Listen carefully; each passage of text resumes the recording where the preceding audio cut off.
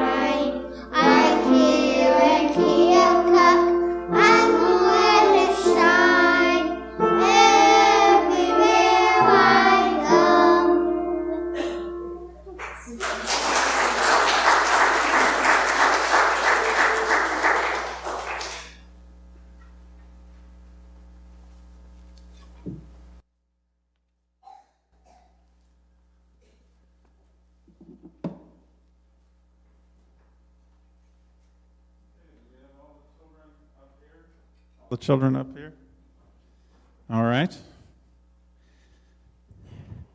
This is a big day today. We're talking about graduation today. Does that seem like a long way away for you? Oh, I know. Yeah. Well, you move from one grade to another, so one grade ends and another begins. In our lives, we have many endings and then beginnings. And we have an opportunity. We have something we can do at every beginning. There's something new we can do. Because are you going to be a little taller when you graduate from each grade a little bit?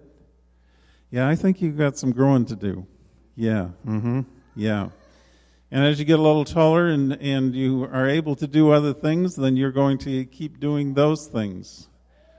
But we began the service today with something. We began the service with a song. As he leads me, I will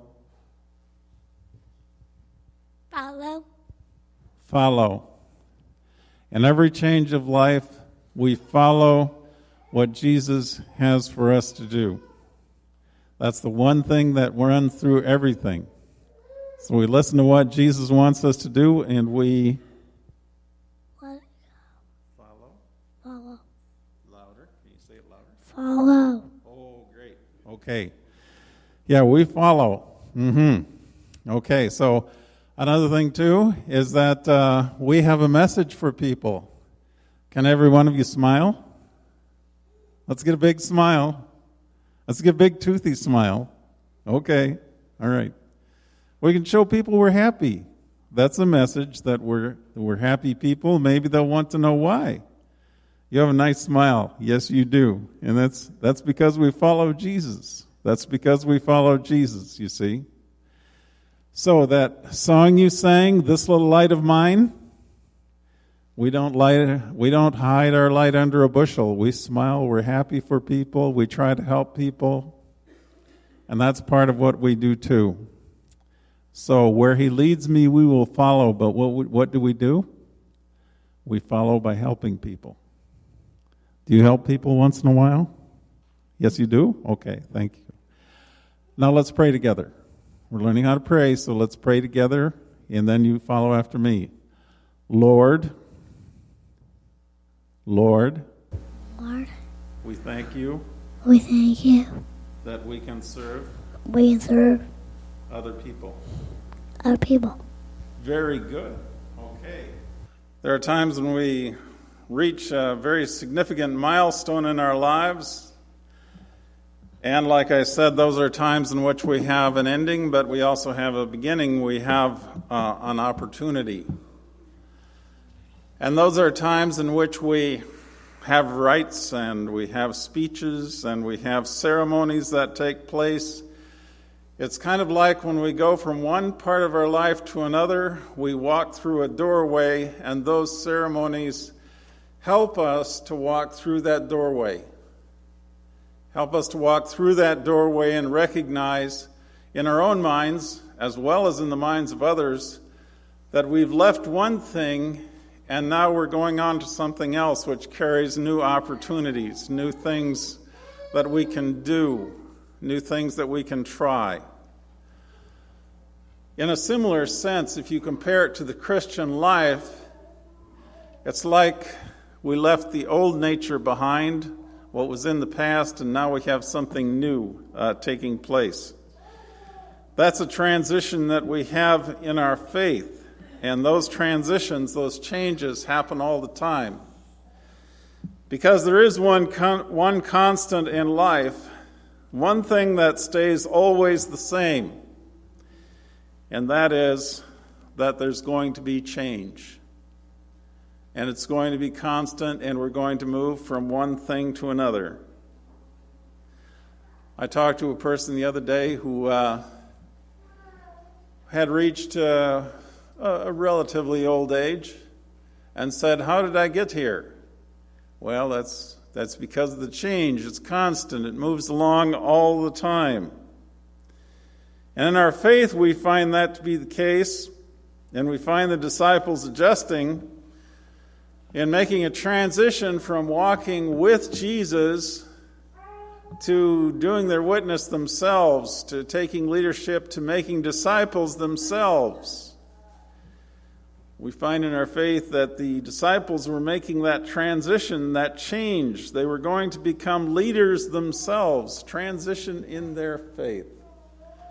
Change, transitions, it happens all the time. For you who are graduating, you experience it. The disciples experienced it. It was the philosopher Heraclitus who said that one thing is constant, and that is change. Things are going to change all the time. It seems like God has structured things for change. It seems like that God has actually made things that way. Imagine if everything stayed the same all the time. Imagine if you were in high school forever, what that would be like. No, you have to have something to look forward to. You have to have something to look forward to in terms of work, possibly school, something where you can reach for new things, that sort of thing. The disciples, too, had one question, a question which you graduates have all the time. What happens next? What happens now? And you have decisions to make, you have preparations to make, but you always have that question, what happens now? Thank goodness that things don't stay the same, because then it would be the same thing all the time, and life would be a little bit boring in relation to that. So we go through those transitions that change all the time. Change is enlivening. It brings newness to our life. It brings something that we can look forward to. And we have mixed emotions because sometimes, we think to ourselves, well, maybe I have to apply for college. Maybe I have to, enter the working world in some way. What am I going to do? What happens now? I mean, some of these decisions are kind of stressful, but nevertheless, if we're walking with God, where He leads me, I will follow. It kind of takes that part out of it a little bit because we ask God for God's leading and then we follow. We have a complication in our world today, however. And the complication is that the change is rapid. It's extremely rapid. In the past, things were a little easier, we might think, because the change wasn't as rapid. But now life moves very, very fast. Many of you have cell phones, for example, smartphones, and you have to have them around you all the time. I even notice people scrolling through them in church sometimes. Yes, I do. Yeah. Talk about an excess of access, Yeah, it's... And in fact, in some cities, they have, when you have projections, that are going out over the sidewalk that people would normally duck or walk around, they have them padded now because people are scrolling through their cell phones and they run into these things. Just the smartphone in and of itself is a profound change.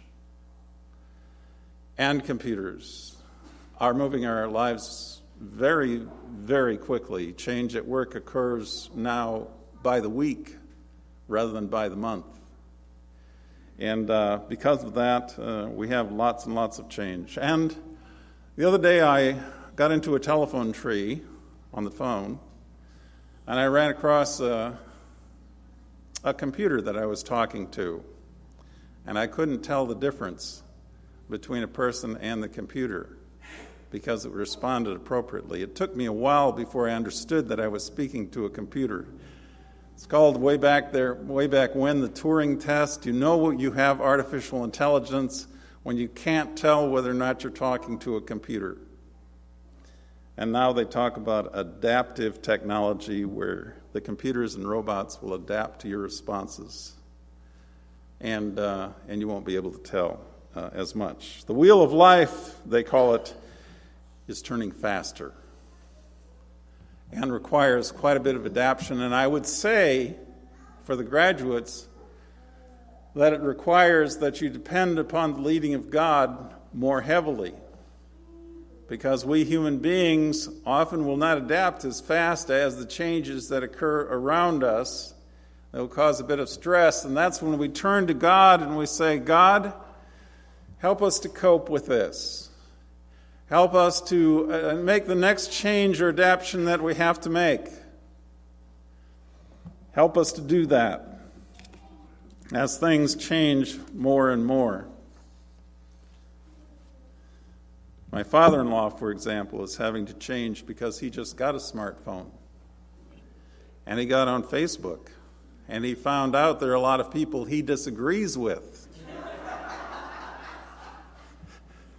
So he's become very reactionary to that, but he can't keep his fingers off the scroll screen.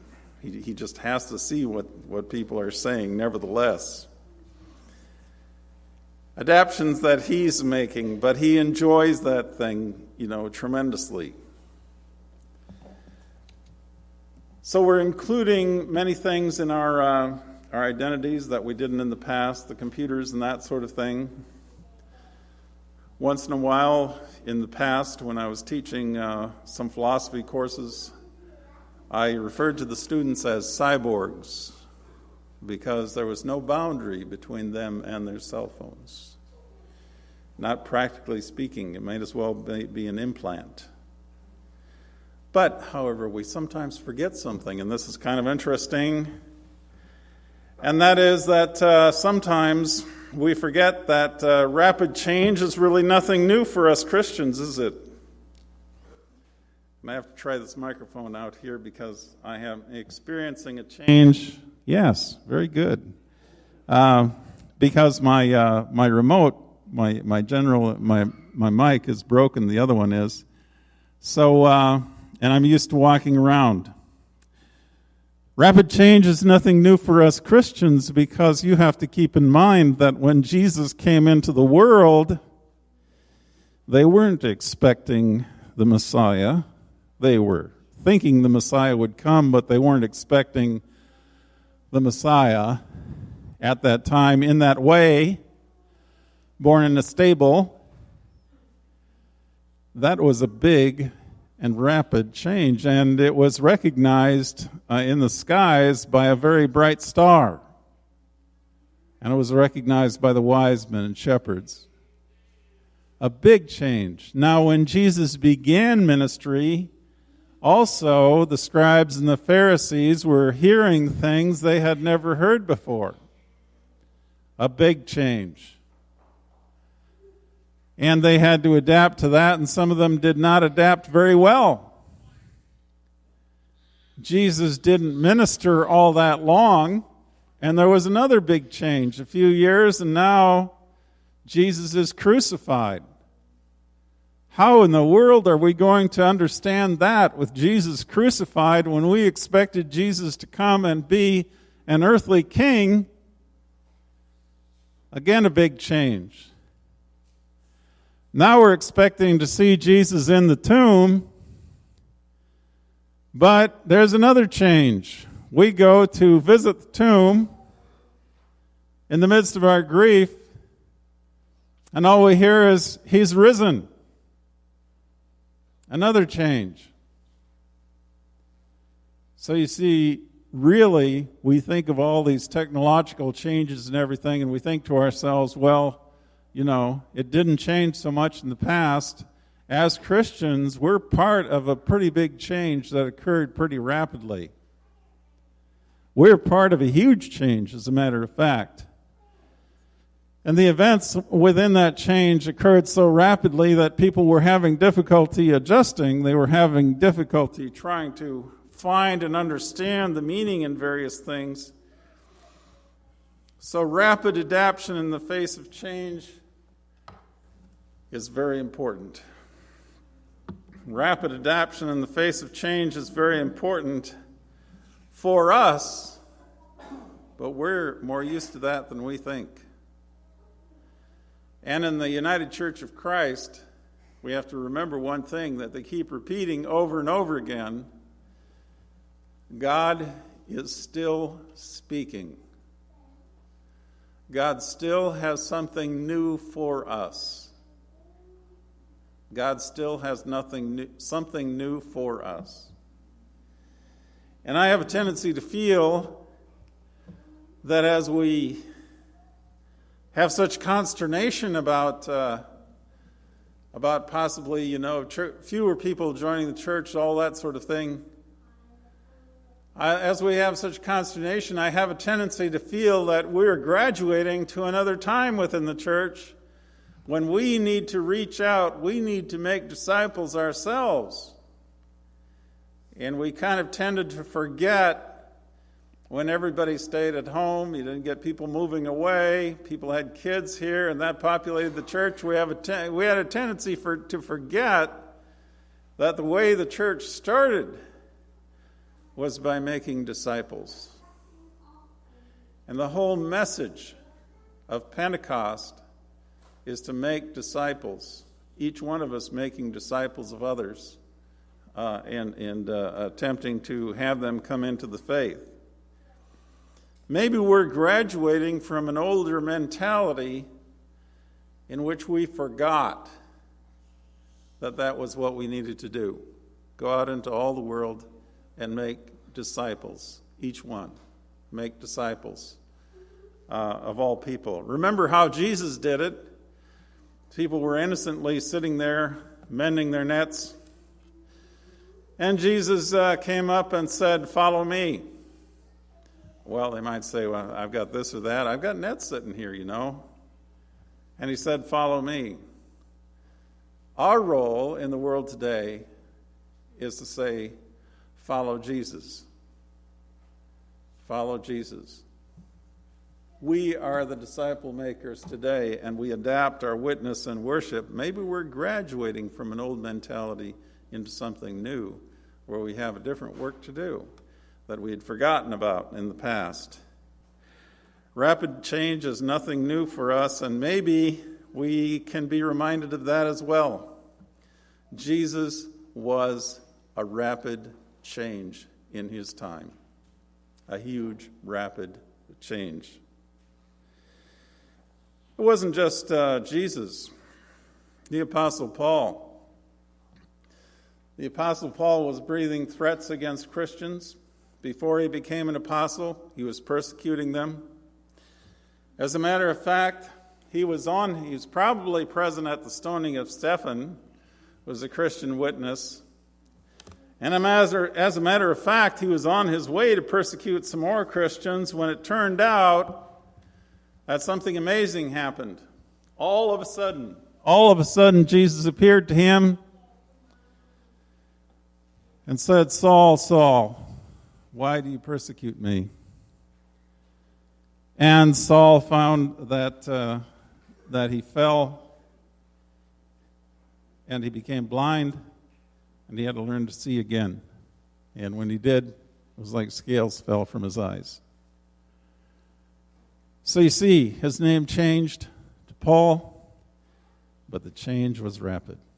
It occurred right now. It occurred suddenly. Everything was reorganized.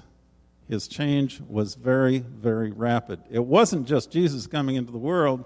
Some of those conversions were so fast, they were blindingly fast. Change. And our adaptation to change and our following God. Where he leads me, I will follow. And wherever I follow, what am I going to do with that little light of mine? Put your fingers up. That little light of mine, I'm going to let it shine, huh? Yeah. All that, in all of that. And Paul did that. So you wonder to yourself, what changes does God have for us now? As graduates, you wonder to yourself, what changes does God have for me? One of the ways in which we can find out what those changes are by prayer, and then, like Paul, adapting to the change. Adapting to the change. Well, how did he do that? Well, let's imagine our own society, for example, and you're talking to a bunch of people who, yes, they say we've heard about a religion and that sort of thing before, and so on and so on. Paul confronted the same type of thing when he went to Athens. He said, "People of Athens, I see that in every way you are very religious, for as I walked around and looked carefully at your objects of worship, I even found an altar with this inscription, 'To an unknown God.' So you who are ignorant of the very thing you worship, this is what I am going to proclaim to you." And Paul told them about God and about Jesus. You see, Paul found something that interested the people of Athens. They were used to debaters. They were used to people who had new things every day. They were a hard audience, but Paul found something they were interested in. And so also, as we live our lives of faith, as we live our lives of faith in the church, as you graduates live your life of faith, as you witness, as you make disciples, as you go out into your work, find something that interests the people around you and witness if you can. Maybe it's with a different kind of attitude that you have. Maybe people are coming to you and saying, "You know, management is just awful. You know what they're doing now?" And you're happy, but everybody else is unhappy. And they're going, "How come you're happy?" Well, you're saying, "I believe that somebody else is ultimately in control of everything, no matter what people do. And I believe that, and that's what makes me happy. Doesn't matter what management does, because ultimately I'm going to serve God, and that makes me happy."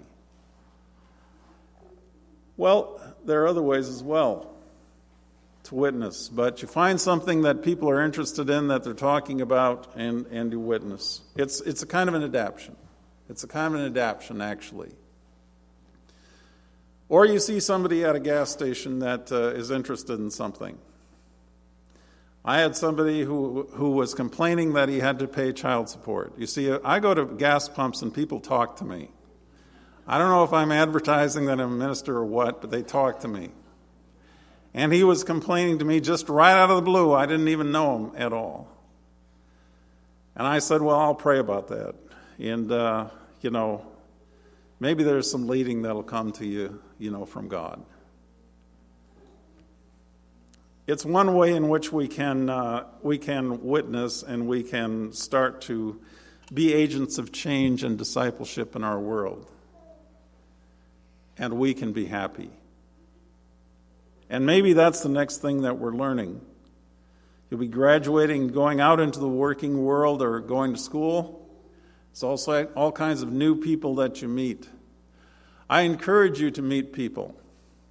I encourage you to meet all kinds of people. That's what Paul did. He met all kinds of people, and as you meet all kinds of people, find some way that you can do some service out there, because it'll make you feel better and it'll make you healthier overall, besides it being a calling of our Christian faith. And if you do have an opportunity, you can sometimes witness and make disciples of people. I had kind of an opportunity once, my only direct convert that I can point to, when somebody from Malaysia came to me and said, I want to become a Christian. And I said, well, why do you want to become a Christian? Well, he said, I'm new in the country, and my parents told me the best way to get to know people is by being part of a church. Well, I said, do you know what it means to be a Christian? Well, no, I don't exactly, but that's what my parents told me to do. And I said, well, it means this and this. And he says, well, I don't believe that. I can't believe that. And it also means this and this. Well, I can't believe that either. And I said, well, that's part of what it is. And he went on and on. And what I found in his objections was that he was struggling against God's calling and losing. I didn't even have to have persuasive arguments. You can tell if somebody protests, don't be discouraged, because they're struggling sometimes to understand God's calling.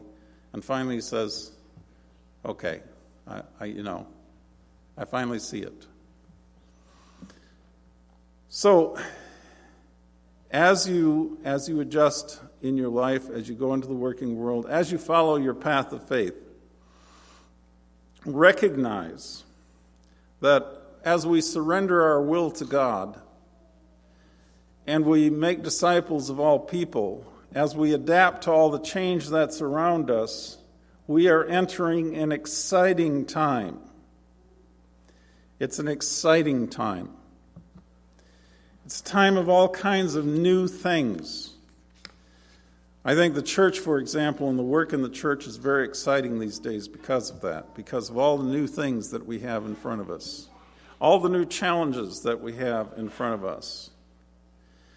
So if you're graduating or finding your way as Christians in this world, keep in mind that surrendering our will to God and following where God leads and serving by making disciples of all people is a great and exciting and wonderful thing. And it's something that can fulfill a life completely. Amen.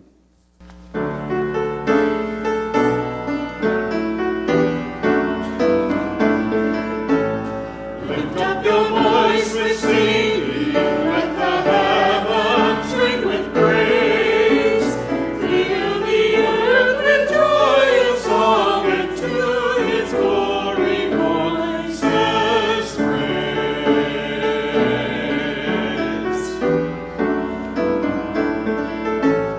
Lift up your soul with song, to His realm of light. Strengthen your heart, embracing the wonderful power of His unchanging might. You have been listening to St. Paul United Church of Christ, 2030 Plank Road, Keokuk. Join our worship service at 10 a.m. with fellowship hour immediately following. Until next week, may God bless.